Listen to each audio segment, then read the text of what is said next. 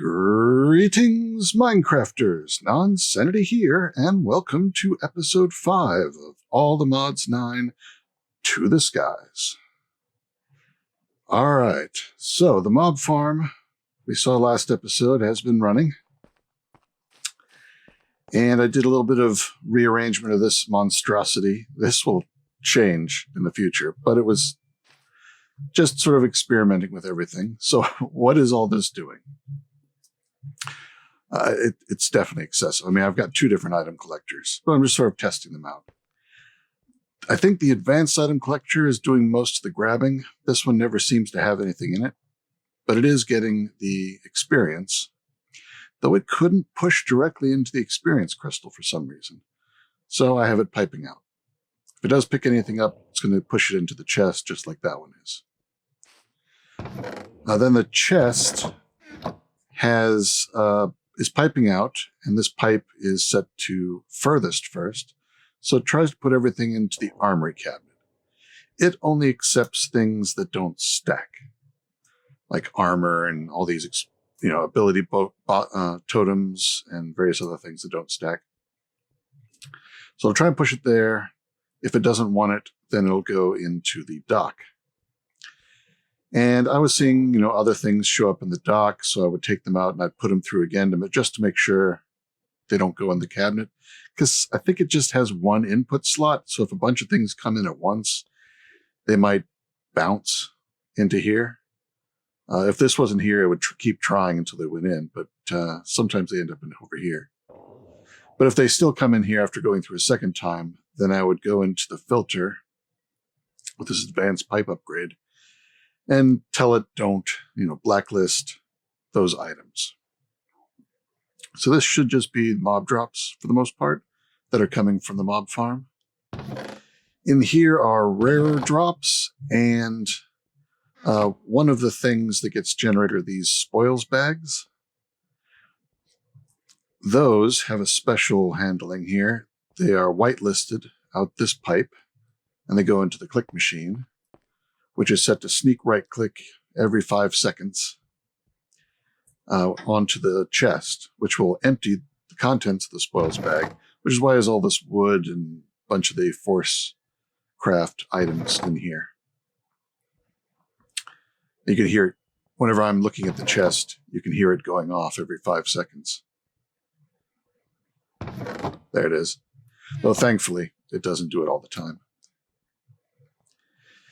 And then because the armory cabinets are a little bit problematic, I mean, when you look at them with the mod has been, the pack has been updated. And instead of 1 probe, we now have, I think it's called Jade. So we can see some of what's in it. And if we crouch, we can see more, but that's not everything. The only way to do it is with the storage scanner. And that's looking at everything here. But anything... good. I cleared that out deliberately. Where are they? Where are those? Oh, they're actually in the armor cabinet. Does this not have any... That has power. Why can't I get those? Can I get these? I can get those. Not sure why it doesn't... Let me touch it a little bit here and then remove all of those. Now, can I get it? No. Not sure why it won't let me pull that out. Anyway, it's repairing the leather pants. No, they're still repairing. That's fine. If it gets too full, then it will potentially break. I don't know. Maybe they've fixed it, but I've had problems. Other people in the Discord have said they've had problems. So I've got it destroying all these things, basically the tools and the armor. And here, I'll show you how I do that with add the leather pants. Go down here to the bottom where they are. They have the edit NBT data. In this case, damage 0 because they've been repaired by my talisman. Because I don't want it to match on that, and some of them have a lot more if they're a silent gear or one of the other ones. You can just delete that, submit, and now the second line of NPT data is gone. It'll match any leather pants. So now if I put this back in, it should be already gone. So that's a way to trash out all the excess. And there are things I could do with that stuff, but this thing is running at minimal speed. I have no upgrades in the mob masher down there. They're still getting stuck. I don't know. I swapped some of the glass for concrete because the Endermen were getting stuck in it. At least now they will suffocate. They wouldn't suffocate in the glass. It seems like the large slimes can push Endermen into the wall. It seems to be the only combination that does that. Not sure why. Yeah, another one got stuck. At least with the concrete, they are dying and not just building up in there. I also... Oh, yeah, I can fly now. Look at all these ability totems. I've got 7 flight, plus 1 that I used.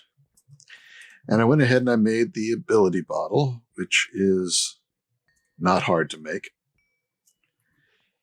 And that lets you look at all the things you've got. And I put all the good stuff and at maximum level and a couple of extras. For jump boost, I only have 2 of 5. It's the only one that's not at max. That's enough jump for me. I can add more later if I want to. You can take things off and put them back on using the ability bottle. But one that I found is rather neat is blindness. It doesn't blind you. That would be silly. But it causes entities in the area to become blind. I'm going to show you how good that is in a moment if you've never seen it. In fact, let's go ahead and do that. Yeah, I was flying over here because the Endermen sometimes were getting... Yeah, there's none down here now. I think this fixed it. I put these 3 blocks here. I think they were getting pushed down and they were slipping out the crack. But those 3 blocks are preventing it. So I made a nether portal. Let's go on in. Now that I have flight, it's possible to get around this void of a nether. I'm in a Soul Sand Valley, but I know that down this way is a fortress. There it is. I know these guys are going to start shooting at me. Yep. But now, watch this. Hi guys, how you doing? Seen any good movies lately? Yeah, they're all blind. Boom, boom, boom, boom.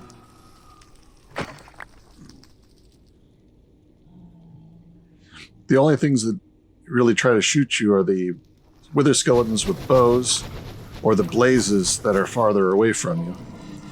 You just sort of fly near them. But look at all these guys. Thought I got fire resistance, so even that isn't a problem. And with all the strength ability upgrades, I've got a lot of oomph. The blindness doesn't last forever, so as you can see that they are starting to shoot at me again. But with this, well, I was using the brass pickaxe, wasn't I? I wasn't even using a good weapon. I've got a lot of strength. But this thing is because it's Silk Touch, I should be able to pick that up.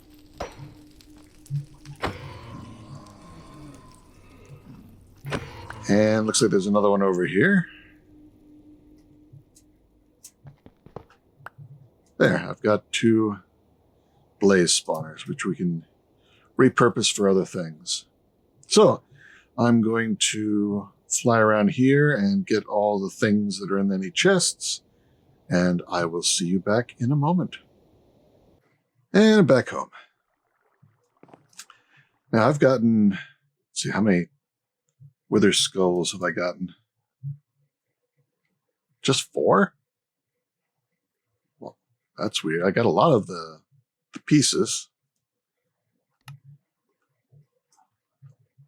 So I got 29 plus 4, so 33. That means I can do 11 withers. Not bad. Not going to do that quite yet. I was getting some of these scrolls. These are from Tombstone. Now, what does this do? Effect added by occultism. Scroll of Dragon's Greed. Scroll of Third Eye. Oh, the Third Eye one's sorry. Nice. Excuse me. Let's do Dragon's Greed and see what it does. Just keep holding down. And it's been cast. Dragon's Greed, 10 minutes. No idea what it does. But I do know what Third Eye does. And on that one I'm going to keep. Anyway, I've been casting these scrolls, excuse me, and using the points to purchase. I've been getting Gladiator. I think it's at max now, and I don't have any more. But it every time you do one of those, this goes up a little bit. Actually, goes up quite a bit for casting the spells. I think just killing things also goes up. But I think the next one I'd do would be Shadow Walker, which adds some, reduces range detection. So it would make the blazes not shoot at me from quite so far away. Another one might be Treasure Seeker. I don't know what the lost tablets are, but I have a 0% chance right now. If I get just 1 point in this, then I might get some. I don't know what they're for, though. So, alrighty, well, I've got particles. Let me come back when these are gone. All right, there we go. No more particles in the way. Let us continue with a few chests. Now, actually, the first thing here isn't so much a chest as a use for this bedrock. I've just got a little thing there, and I've repurposed this tree. I used the framed drawers, this guy here, frame drawer, which is a chest wrapped in iron nuggets. And as its description says, you place in the first crafting slot what you want the outside to look like. In the second crafting slot, a block of what you want the face of the drawer to look like. And then you put this drawer in the third slot. And so I put, what is it called? Oak. This one, the oak wood. It's all bark. And then a stripped log for the face. And it blends into the tree quite nicely from 2 of the 3 back sides. This side, the texture is a little bit screwed up. You can sort of see that there's something wrong there. But it looks very nice. So what we're going to do here, I'm going to toss out 8 stacks of redstone.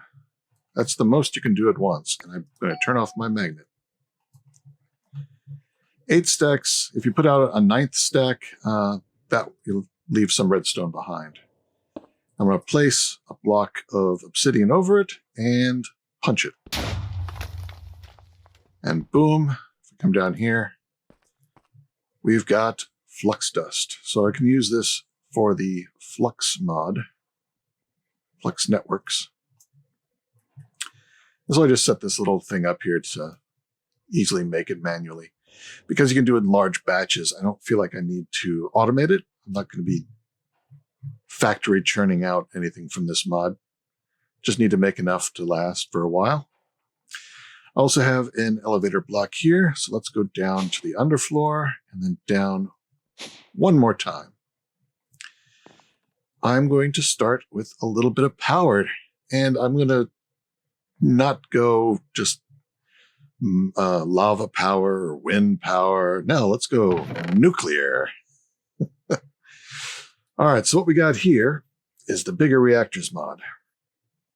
Because I got plenty of iron now, the main things you need for this are iron, graphite, which is just smelting coal or charcoal, which I did in the create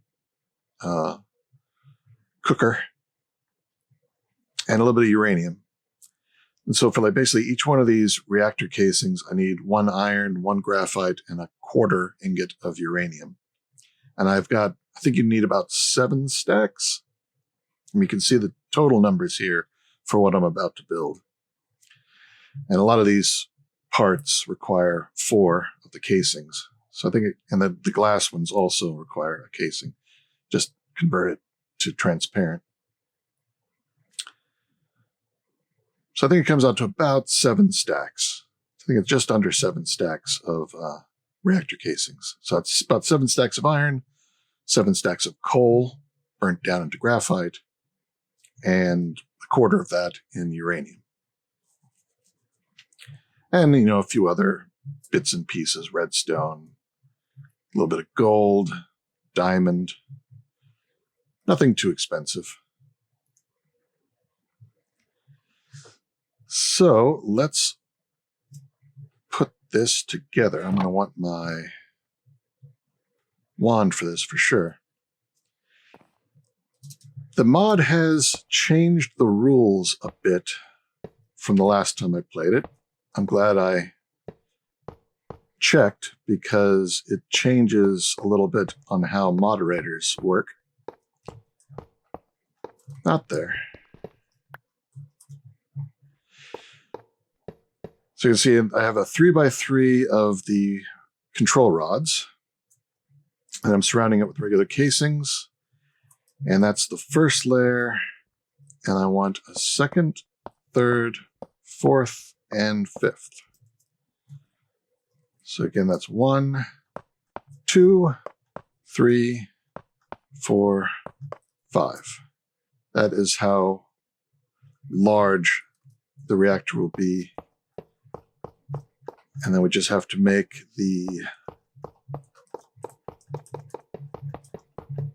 one of these layers, and then I can wand it down. Yeah, the main change is that originally the radiation would go only in orthogonal directions, north, south, east, west. But now it seems to go in any direction. So let's get the rest of all this. I want the fuel rods. So let's see, reactor control rod is there. Yep. That's where the fuel is going to go. And like I said, originally it was the moderators would just go along here. And these are platinum blocks, which platinum and diamond are both about the same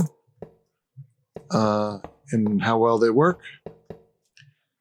Platinum, I have fewer uses for. I mean, ore hammers is sort of it.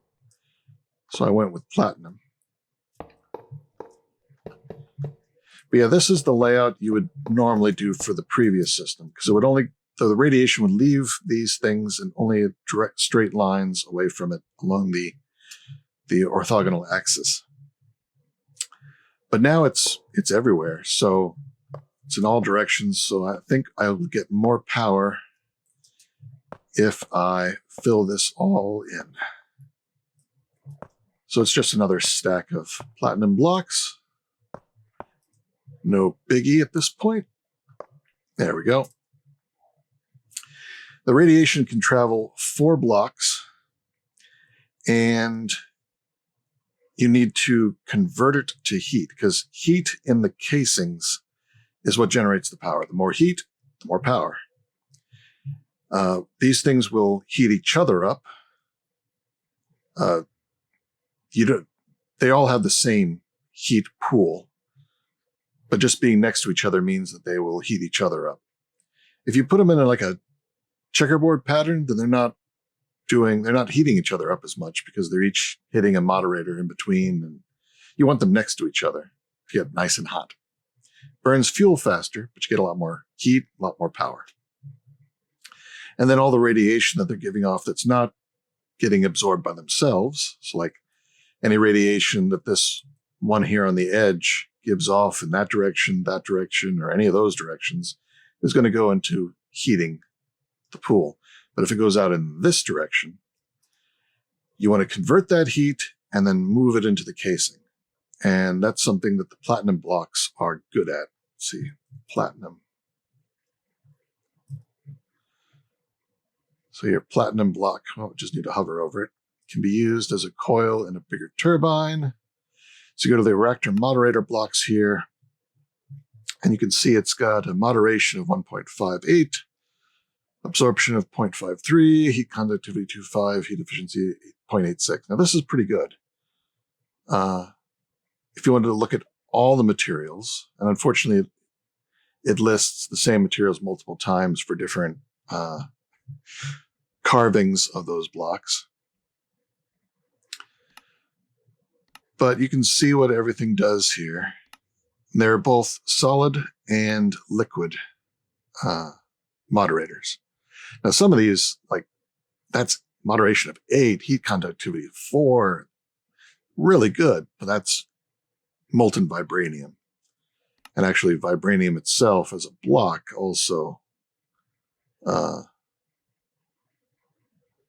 Let's see, that's bronze. There we go. Vibranium. Yeah, 8, 4, it's the same as a block or as a liquid. Though as a liquid, that's just 1 bucket's worth in each block. It's just harder to set up, but you could, it uses less vibranium or allthemodium. It's pretty good too. Nowhere near as good as vibranium. Still, I don't have those yet. Of what I got, platinum is pretty good. So that's what I'm going with. And now I'm putting glass for the bottom layer because, oh, that's right. I wanted to, the bottoms of these fuel rods, let me turn on my magnet. When they're full of fuel, sort of flicker. So I'm just going to cover them up with blocks, and I want to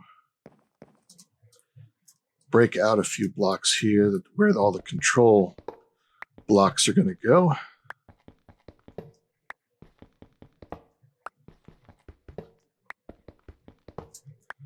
There we go.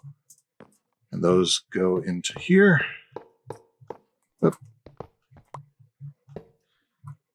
And then I can finish filling in the glass. And then the control blocks. So what I'm going to do is have 2 redstone ports, not there, here and here. The power tap there, the reactor terminal there, and then an input and output. And I can now click that one and set it to output. Since you see it formed, the textures show that it identified itself as a valid structure. And you can see it's blinking now. So the last few pieces, whoop, no, don't put them back in my system. Bring them down here. I can put that away. I'm going to have input and output drawers. To need my wrench. I'm going to output on that one. Output on that one. And I'm going to use some of this red alloy wire to connect these two. This one I'm going to go to the power tab and say trigger at, let's for now say 85.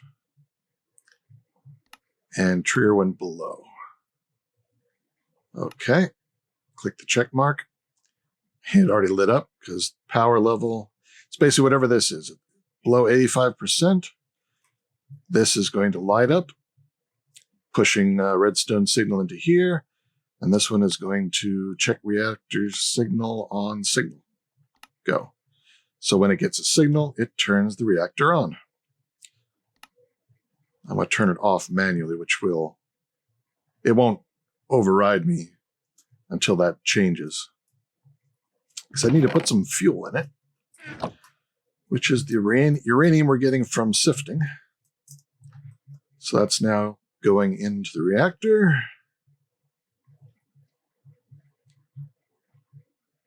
All right, we can turn it on.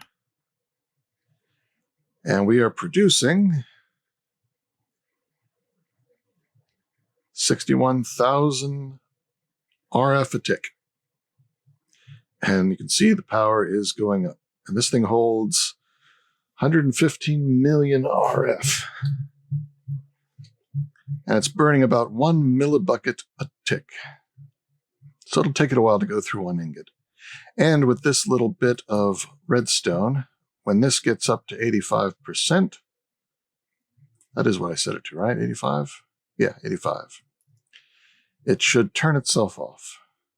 I might increase that a little bit. It all depends. When it shuts down, it'll keep producing power for a little bit as it cools. Because again, heat is where it gets its power. And it takes it, once it stops running, it will cool at a certain rate. And it'll keep producing power less and less and less until it stops.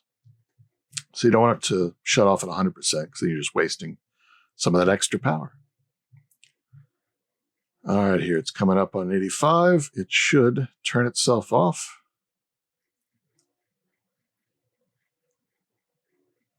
Yeah, I can look at that and see the power. There it went.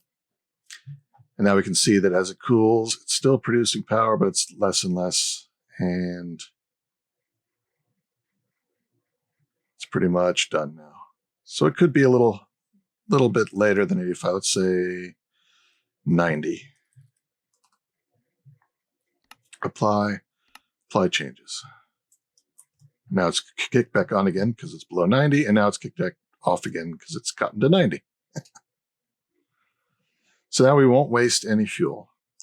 And as you can see here, it says 35 buckets of fuel, 835 millibuckets of waste. As soon as that waste gets up to 1,000, it will spit out, oh, it's already done it once, it'll spit out one of these, cyanide.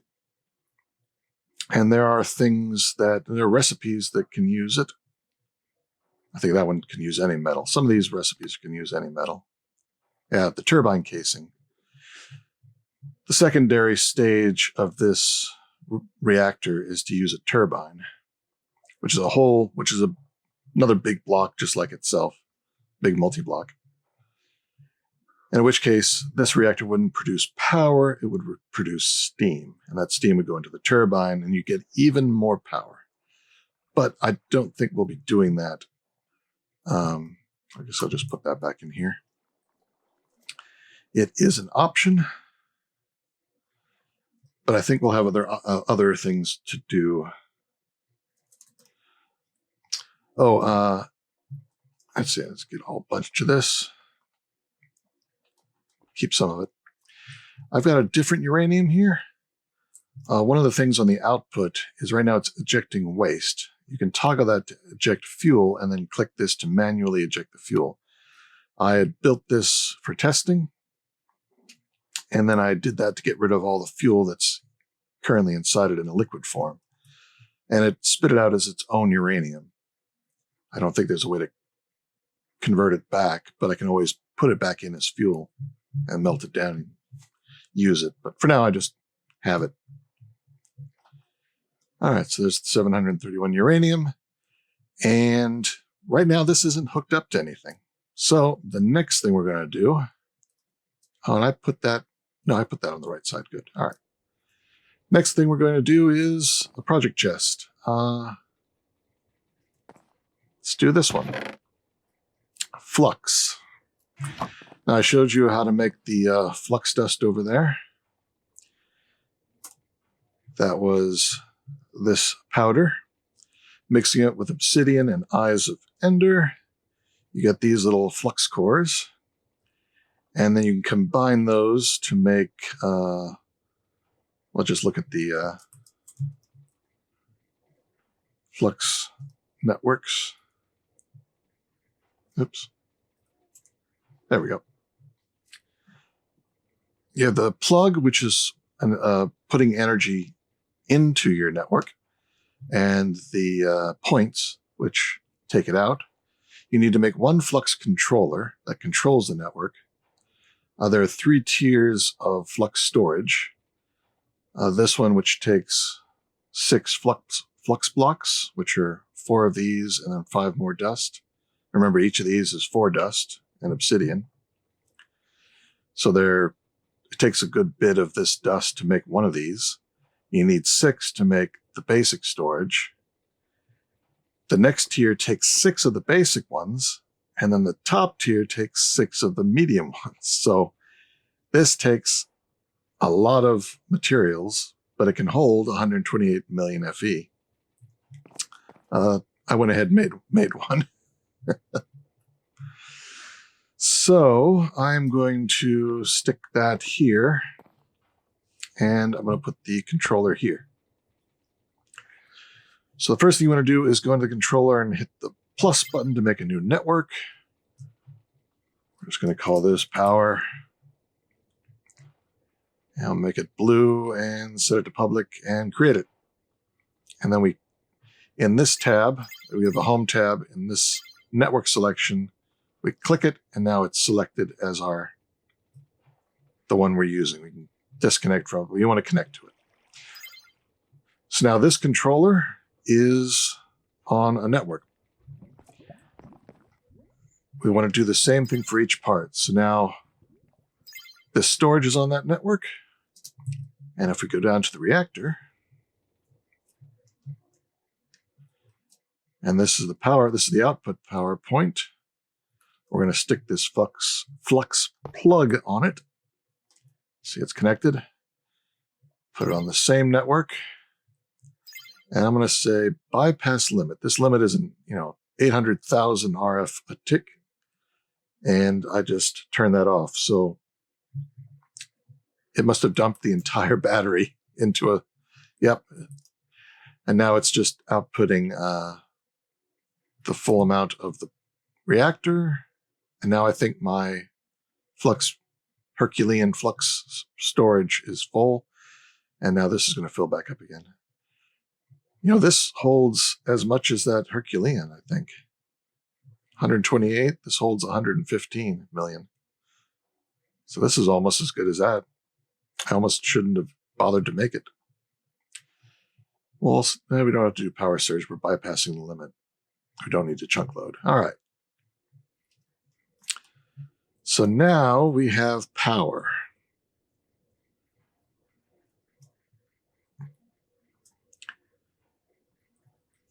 In the form of these plugs. That one doesn't want to stack with the others. So anytime we want to give power to something, we can just stick a plug on it, put it on our network, and now this thing is getting powered from that. And I'm going to go ahead and take that away and put this plug down there. So now it is going to be providing the power that our storage system needs. And I'll fill in this hole.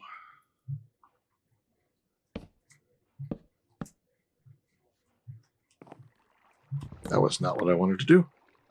There we go.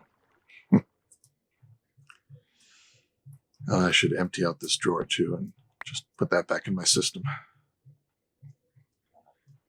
So I probably won't need the emerald generator anytime soon. So we got plenty of power now from uranium. I'll just have to keep an eye on that and keep it stocked. But we should be making plenty over here. For some reason, my system game sounds are very loud.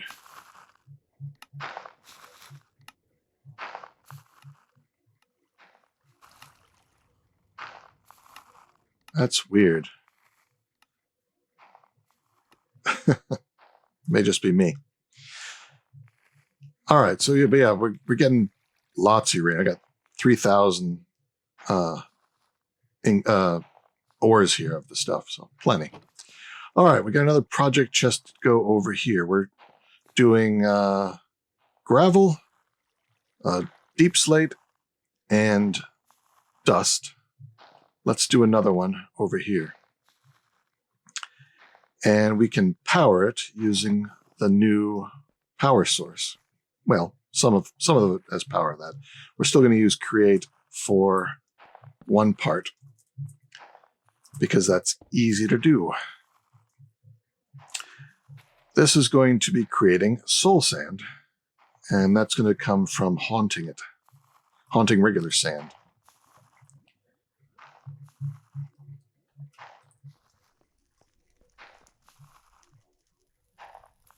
Wow, just all these noises are all of a sudden so much louder. I wonder why. Let's come over here and do a localized. What sound would this be? Is there one for compost? Oh, there is. There we go. So now in this spot, composting won't make any sound. That's much nicer now. Okay, so we're going to do... This is going to need 2 flux hammers. And then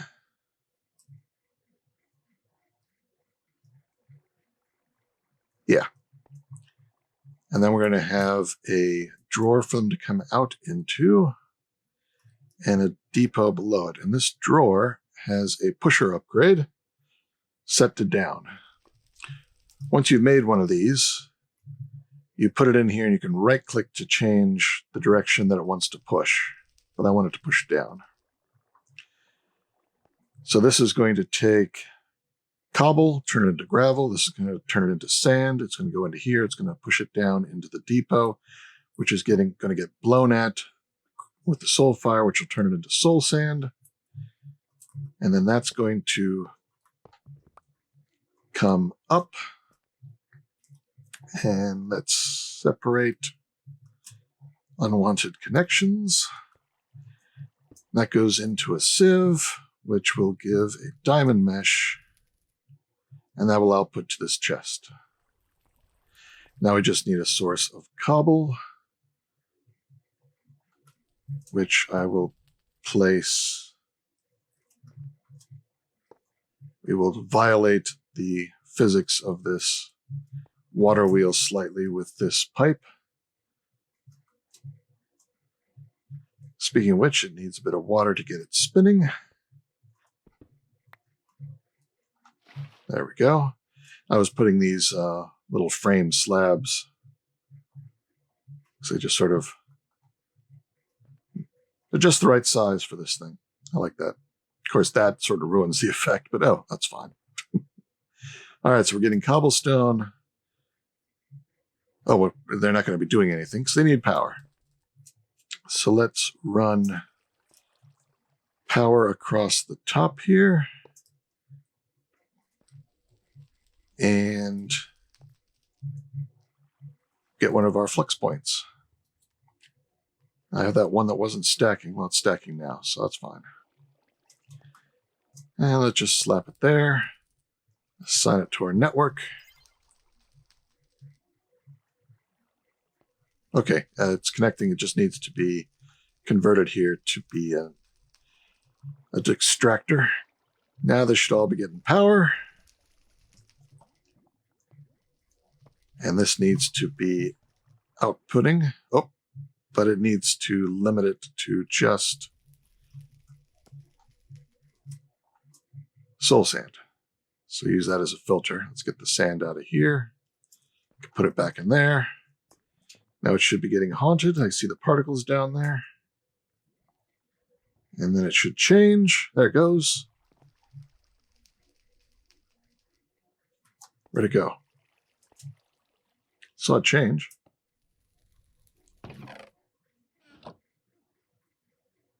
Maybe it immediately got... Oh, yeah, there.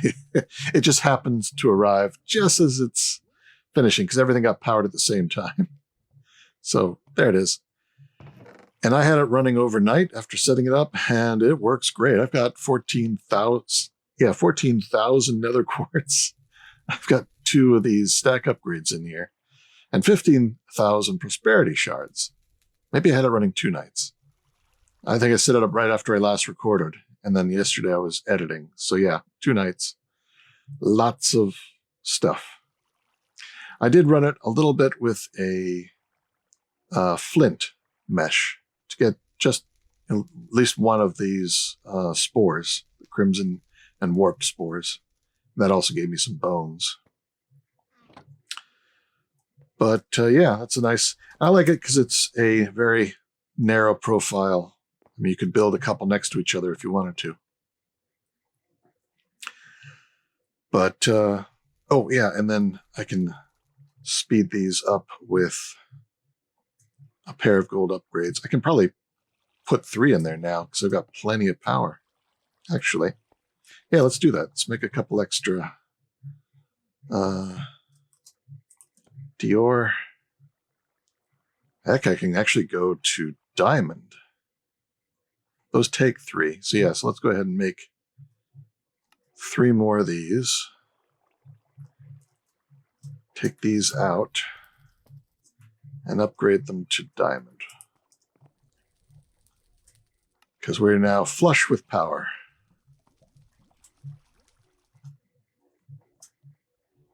So these will produce 16 with each operation.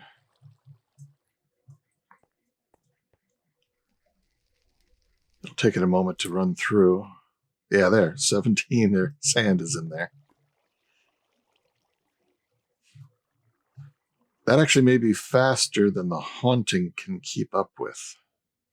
It is faster than the haunting can keep up with. But it should be able to do whole stacks.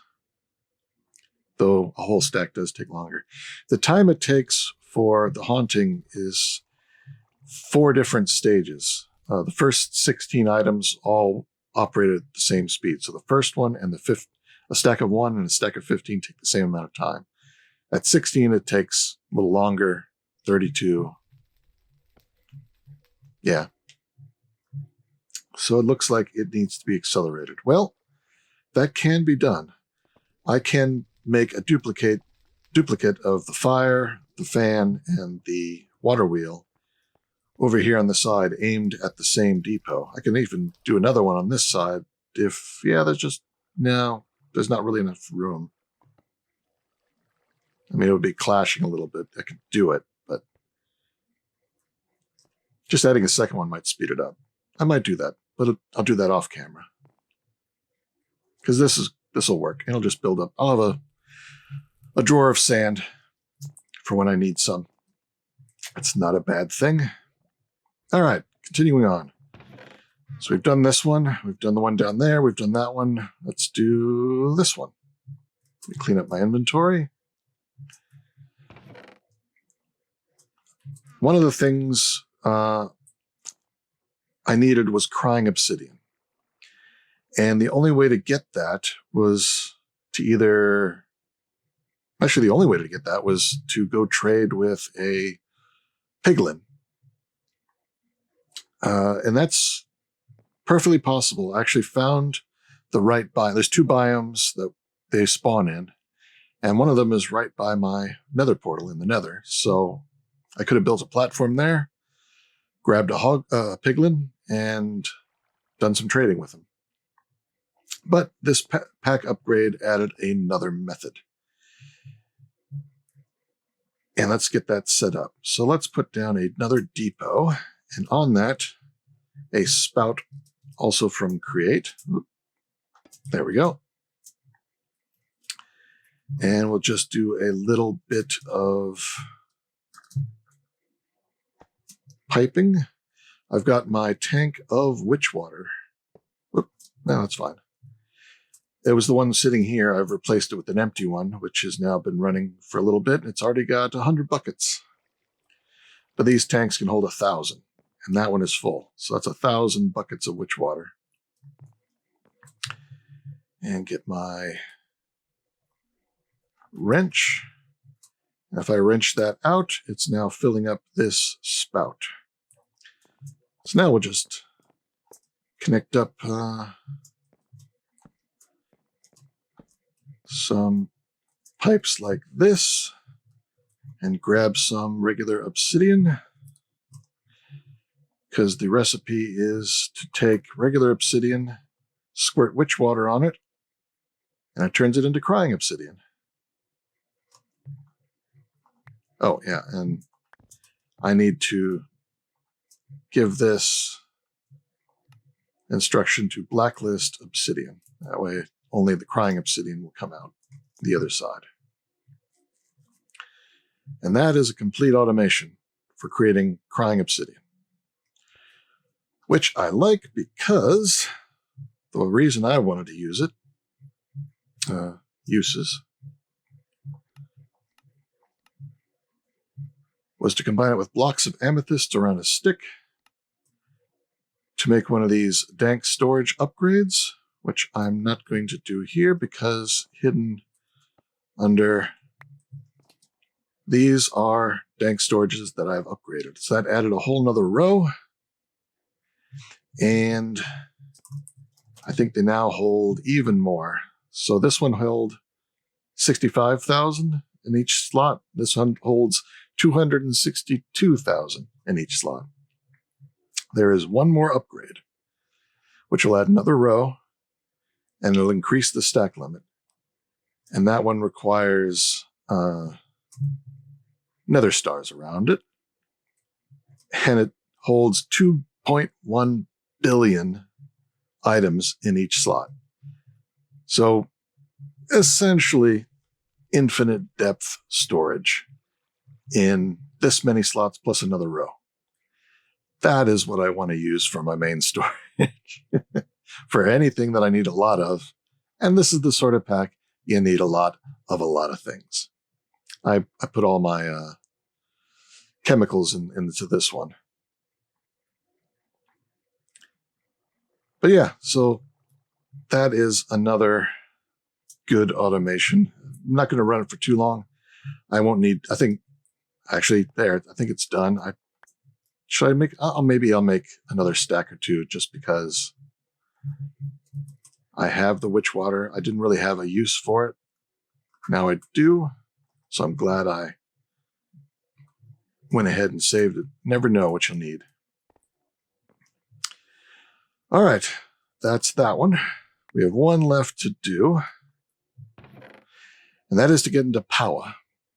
And you think, well, you've got the big reactor down there, and I put glass on the bottom. I think I started to say this, but interrupted myself. I put glass on the bottom because I can vein mine it away, add another layer easily using my wand, and then I put the glass back, and I can just keep building it downwards to add more and more power. But another option is Powah. And I do need Powah to be upgraded for other things. So we need to do some anyway. So I went ahead and made the basic energizing rods, which are made from the starter energizing rods.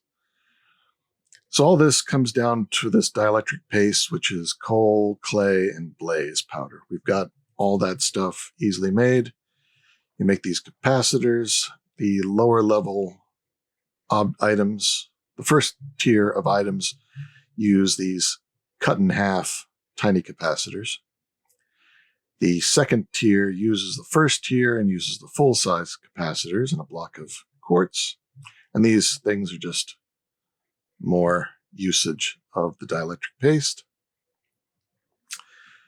So I made 8 of those.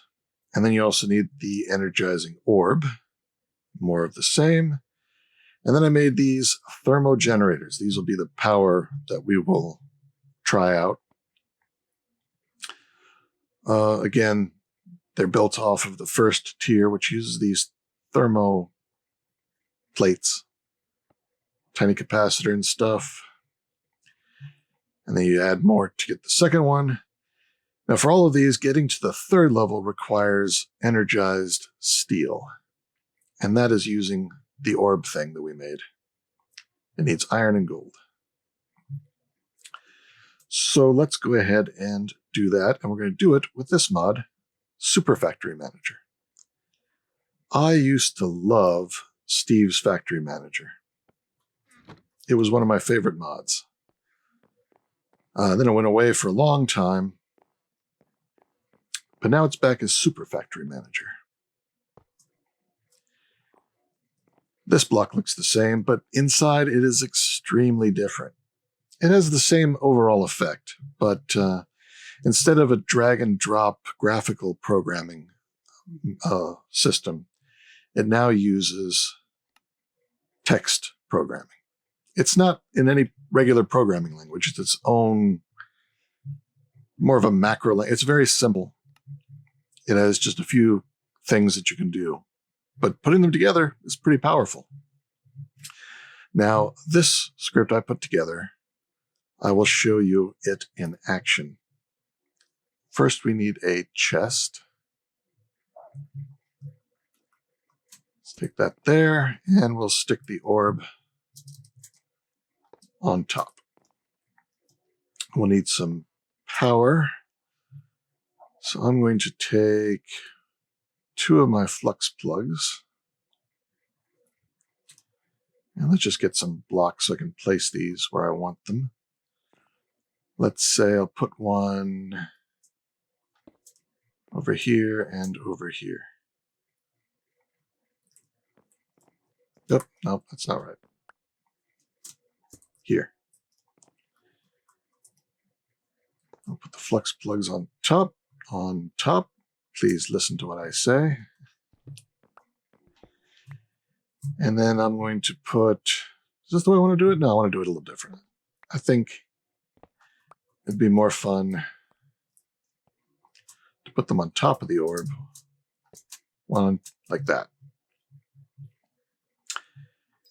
Hook them up to the right network.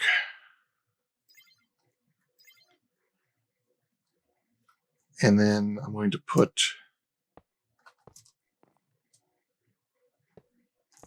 these all around. So I've got 8 of them. Oh, wait.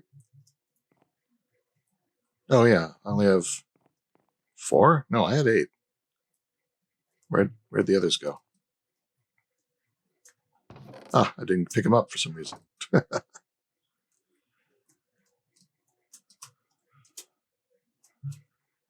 All right, so let's just put them like that.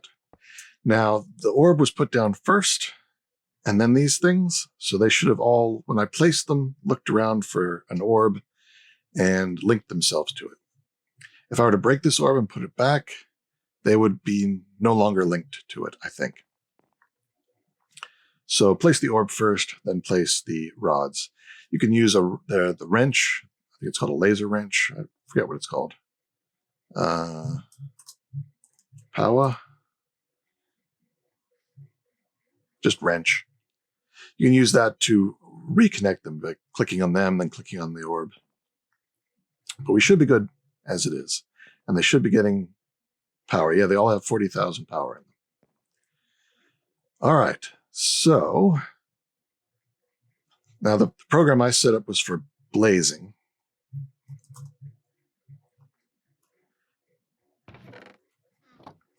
But we can make a new one for the energetic iron. But let's just show the blazing in action here. First, let's look at the script. Every 20 ticks, well, first you name the script. This actually names the object. So if you hover over it, it says orb. You can also hold down Shift and see the program without having to open it up, which is nice, even in your inventory. So you want to name your script, and then there are 2 trigger, and we're just going to use the time trigger here. So every 20 ticks, so that's once a second, do. And then you have to have a matching end. And then anything in between, it's going to do once a second. Here it's going to input from chest. Well, it doesn't know what chest is. So let's take care of that. Have this thing, the label gun. I'm going to click it here and type chest. Hit return. And now I'm going to right click on that. And it's labeled it as chest. Right click the air again and say orb. And I'm going to right click the orb. When you see here, you see that I've got both of these in here. And the one says how many things are labeled that way. I could label more things with chest. But I only have the one chest. So, and now I right click the manager and it says push labels to the manager. All right, so we're done with this. So now it knows where those 2 things are by the names we've given them. And I'm using the same names in here, chest and orb. So it's saying input from chest. Now it knows what the chest is. So it says get stuff from the chest. Doesn't know what to get, it'll get anything.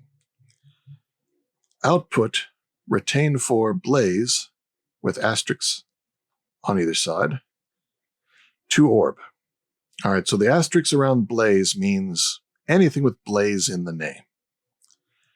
You could be more specific with its Minecraft ID to be sure to get the exact same thing you want. But in my case, the only thing I want to be putting in there is blaze powder. So I was a little lazy. Instead of getting its exact name, just put some asterisks around it. Anything with blaze in the name. Retain 4 means only put 4 into the destination. If it's got 3, put 1 more. If it's got 5, don't do anything. It's a bad state. If it's 4, don't do anything. If it's 0, put 4 in it. It's always going to try and put 4 into the orb. And it's going to be getting them from the chest. By not saying what to get from the chest, but only saying that blaze can be placed, it means it's only going to be it doesn't like pick things up out of the chest and hold it and then try to find somewhere to put it. It just knows it's getting things from the chest. And this is where the output is determining what can be moved. It doesn't hold it, it just moves it, teleports it one place to the other.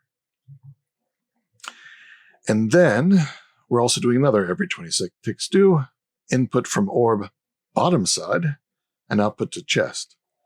And I added the bottom side here because the orb on its bottom face, the only thing there is the output.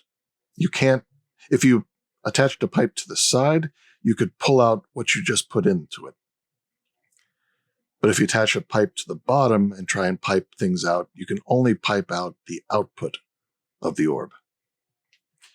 So by setting it to bottom side, we're taking advantage of that built-in filtering so that it only takes out the finished product and won't take out the blaze powder that's being put in. And that's it, puts it in the chest. So all I should do is put in some blaze powder. It should put exactly 4 in there. That's what the tooltip at the top of the screen says. And as soon as it converts, it gets yanked out and put back in the chest. Of course, it's raining. So now we need to do the same for, that's at 1 tier up from what we need. We need to make the energized steel, which is 1 iron and 1 gold. So let's get some iron and some gold. Really, I need to cook up some more gold. I got 22,000.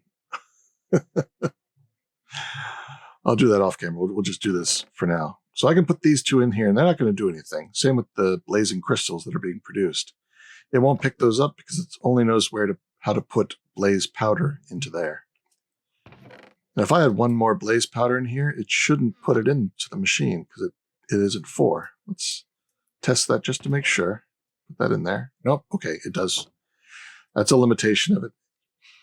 It's trying to put 4 in there. It's only got 1, but it goes ahead and it puts that 1 in.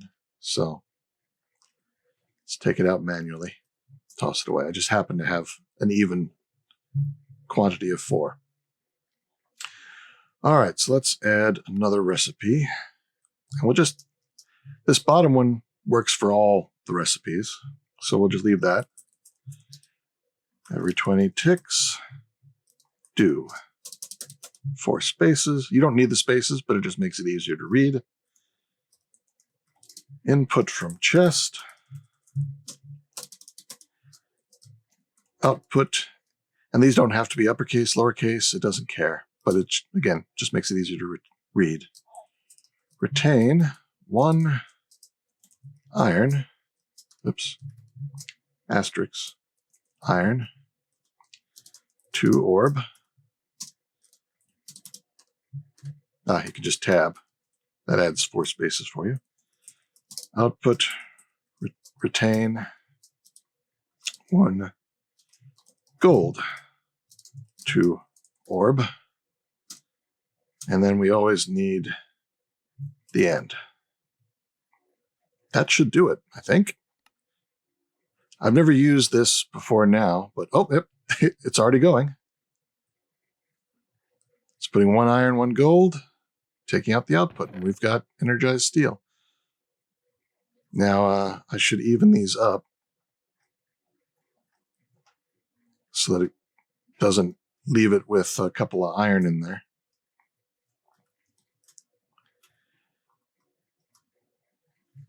And these are all zapping with their full power. This is a lower tier than the blaze powder, so you see it just takes one quick little zap. It goes from 0 to 100% instantly. So we got plenty of power. And we've got 8 of these things. Each recipe takes more and more power. So you need to upgrade these so that they can push more power into the orb. Or add a lot more, but it doesn't pay to make more. It pays to upgrade them. So I can use the energized steel to upgrade them to the next tier, and then the blazing crystals to upgrade them to the next tier, and I can do the same with these things. They will take energized steel, and it needs these upgraded capacitors with more energized steel. It takes 2 of the basic capacitors. These are the big capacitors with the energized steel. And that, with the blazing, does the same thing. Then after that comes Niotic, which is 1 diamond. So I'll make another program to do the diamond. And then after that comes Spirited, which is 1 emerald, which we can also do. And after that comes the top tier, Nitro. That one's a little harder because it takes another star, a whole block of the blazing crystals, and some redstone. You get 16. But it also takes a ton more power. That's 20 million. And these basic ones here only do 40,000. I've got 8 of them. So that would take them a while to do. So upgrading them is important. All right, there we go. Got 54 of that and 16 of that. Now these thermogenerators, let's place one down here. They need something hot underneath them to generate power. And one of the best things is a block of blazing crystal, I do believe. Oh, and then they need water too. So I've got a sink here, get a fluid pipe and my wrench.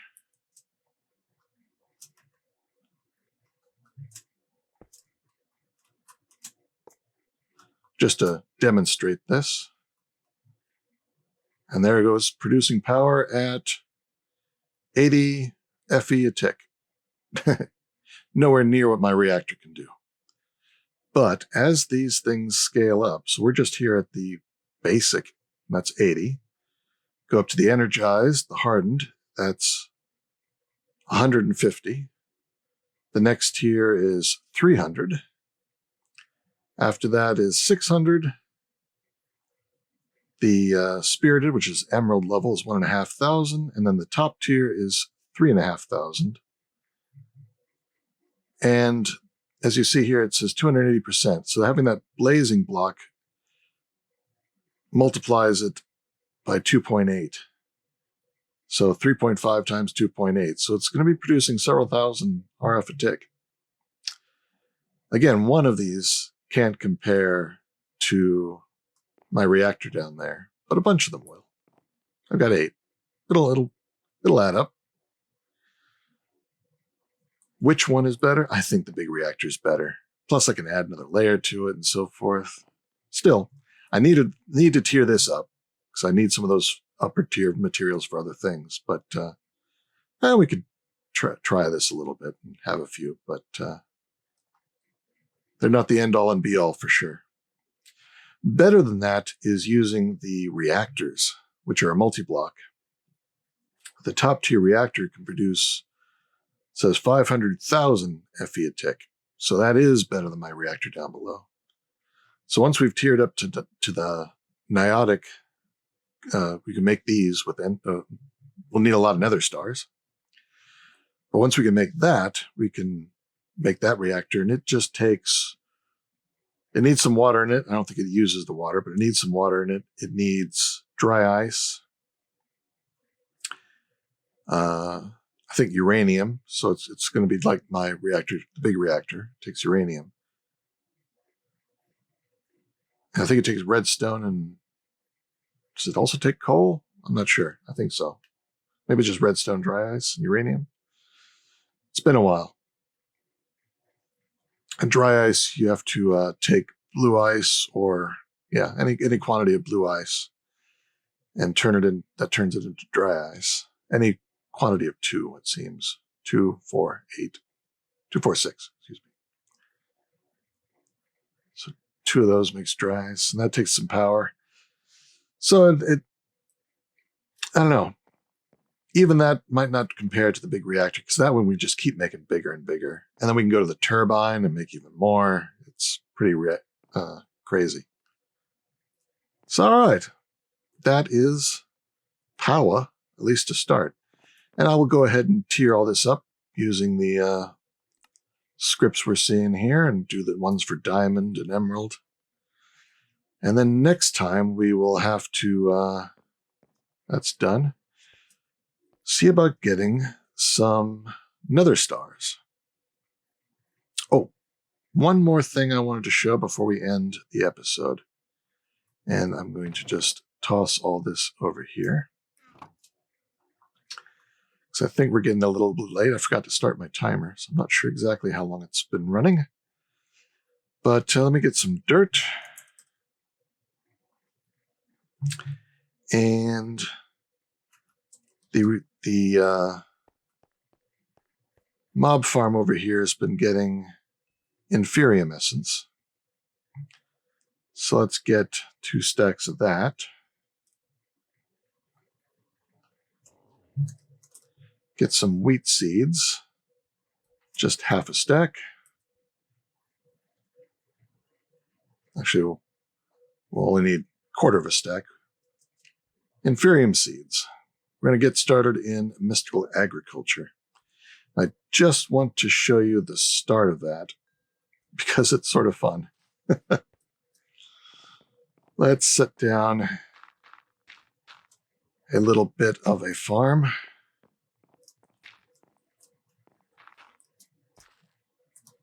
Let me get my wand.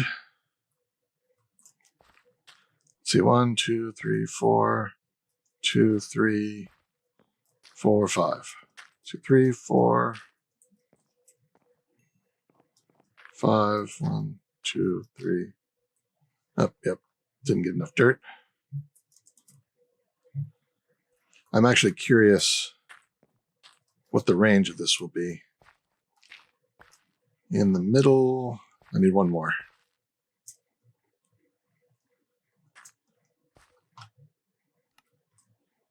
All right, that's right. Do I have a bucket of water in here? I do not. Let's get a bucket of water.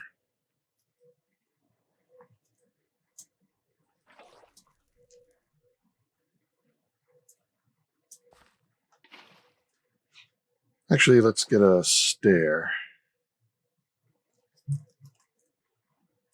Okay, I got some brick stairs here. And I'll put them in upside down and waterlog them. There we go. Do a quick, I think you can, you can vein mine the hoe. That speeds that up a little bit. And then we'll plant. Now I've got the bone mealing ability from the ability bottle. Actually, oh, not yet. Pick all that back up again. I want some more essence. No, not that much. 2 is enough. Actually, there.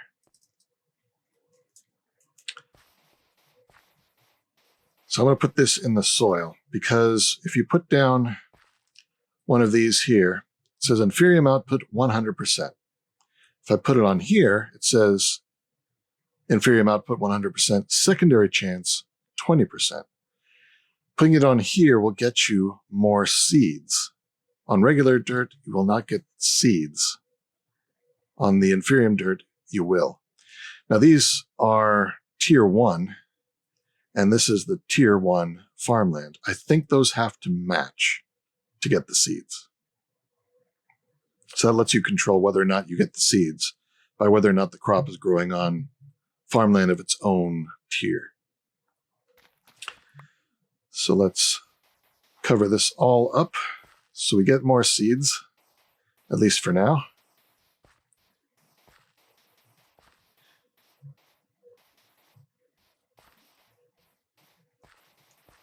Unfortunately, this doesn't work with vein miner, but it doesn't take long. All right, there we go. Now let's put down some seeds. There we go. And you can see they're growing because I've got that bone mealer ability.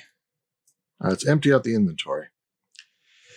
I've got another macro, just like we did for the ground punching and so forth and the sifting. I've got a new one here, which if I do Alt backtick, it is holding down the right mouse button, and I'm holding down the tilde, and it is repeatedly hitting shift, which is using the twerk to make everything grow faster. All right, let's stop. Yeah, look at all that. I've got a little over a stack of more seeds and 8 stack, almost 7.5 stacks of inferior, 8.5 stacks of inferior, just from that short little bit. So yeah, that is a pretty handy macro. And I wanted to see if it would work all the way out to the edges of this farm. Actually, you know, with the putting down the inferium on the farmland, I don't need the water in the middle. So I could technically replace that with another piece of farmland, but I won't right now. Just letting you know that you could.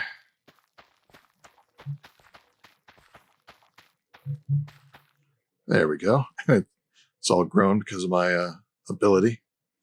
So let's dump all this out of my inventory and give this a try. Oop. There we go. Look at that go.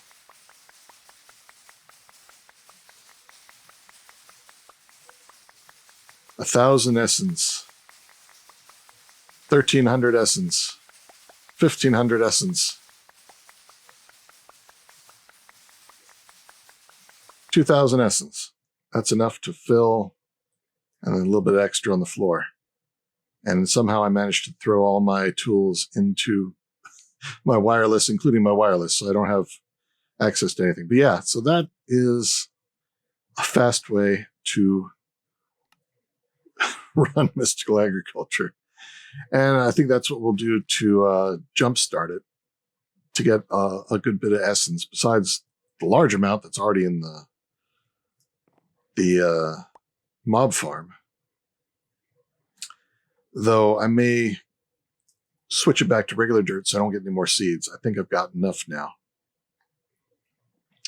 Let me go. There's my that, and then my Paxel back. I guess I don't need the apples anymore because I've got saturation. My saturation is always maxed because of the abilities. All right, so I think that is where we will end it today. Lots of good stuff done. Power is definitely not going to be a problem for a while. We really didn't have any. Now we've got plenty. And we got some crops. I've got nether materials. Crying obsidian now. That's good. I think next time we'll build some machines, because I'd like to make a weather killing box, and I want a little bit of ground obsidian for that. So I need a bit of mechanism machines, I think, is probably what I'll use. And yeah, progression. This is Nonsanity signing out. Take care, be good, and see you next time.